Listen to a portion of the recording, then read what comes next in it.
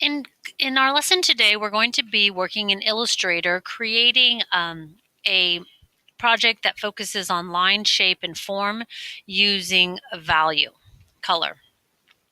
This artist here I came across on Adobe Create. His name is Kirby Rossans, and he takes an illustration and then takes it into Illustrator, and then by studying shape, line, and form, he fills in the other side of the animal in color. So here's an example of a lion. We have a fox here. Okay, I really like how he did the ear here. So the form is the ear, right? Then each shape he breaks down, and then he fills it in with a value. Okay, here's a panda, a snake. I would prefer if you do an animal where we can just, break it down the middle so we can compare and contrast. Okay, an owl. And here's a terrific dog. Okay. As you can see, all the little tiny details of the shape and the form really help. So in the eye, make sure that you just don't fill it in with one color. Okay, let's go into AI. One thing I want you to do is first you need to decide on an animal. You can go online and find a sketch because this is for educational purposes. You can use a sketch that already exists. And then, of course, make sure it's black and white. If it's not black and white, you can throw it into Photoshop, make it black and white, and then bring it in. We are doing a study on line, shape, and form and color. Okay. As I have said, the line makes a shape. Then you add color, value, light, and texture, and that creates a form.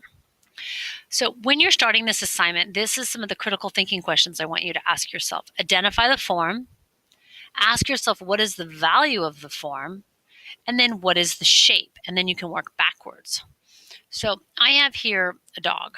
Okay, now I brought it into Photoshop and tweaked it. But if we look here, I've created first the ear. The other thing you have to identify is what color palette do you want to use? Okay. Do you want to use an analogous color palette? Do you want to use a complementary, a split complementary, and then of course tints and shades of your color palette? All right. I could probably do a few more here. So the first thing I'm going to do is, again, I'm going to get my brush tool. Okay. I'm not going to fill it with anything in particular right now. I'm just going to be working with my outline. I'll just make it black right now. Okay. My brush tool. And I'm going to put it at 2.5. So the first thing I'm going to identify, let's say, for example, I'm going to look at this form right here. Well, so his ear I already did. And I grouped it. But I basically looked at the form. I said, okay, here's the ear. That's the form. All right. I identified the form.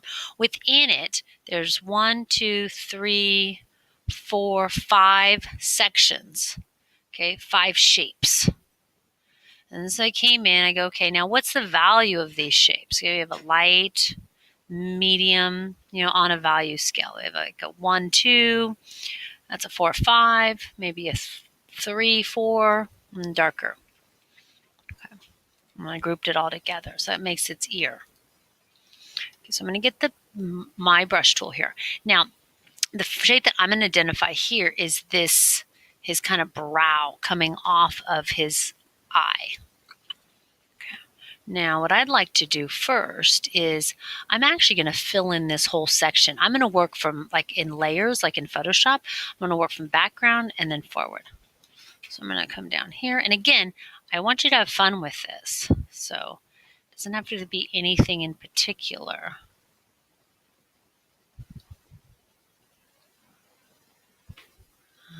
Okay.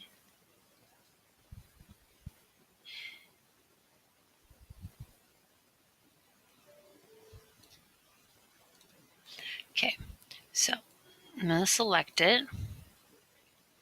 And then I'm going to get my picker. And I'm going to have this be, it's fairly light. Okay, so that's going to be my background shape. Okay, I'm going to bring it down here because I'm just going to build. Now, I'm going to identify some other shapes here. So we have a shape here, shape here, shape here, shape here. Okay, I'm going to make these. No, go back. Okay, make sure you deselect. And again, it's just like a puzzle. I'm just going to be building these sections. There's one. I'm going to fill it. Now I'm going to have some fun with this assignment. I'm just going to fill it orange. I'm going to bring it in here and place it. Okay. And again, I'm just going to continue working. I have another section here that I really like. And if it's going to go behind there, it's fine like that. And I'm going to fill this orange again because I want to kind of like have this orange theme happening here. Okay.